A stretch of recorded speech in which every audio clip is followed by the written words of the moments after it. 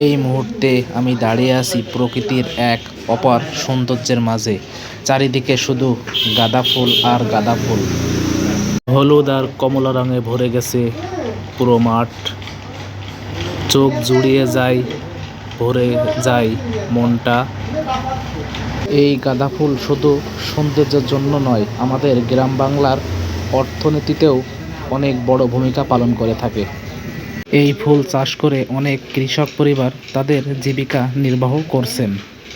পরিশ্রমের ফসল হিসেবে আজ এই সুন্দর দৃশ্য দেখতে পারছি আমরা।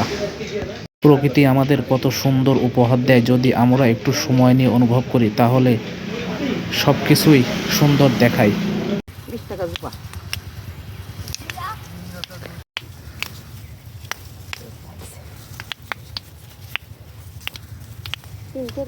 আপনারা যারা শহরে আছেন, সুযোগ পেলে একবার গ্রামে ঘুরে আসবেন। এই ফুলের সৌন্দর্য, মাটির গন্ধ সব মিলিয়ে এক অন্যরকম অনুভূতি।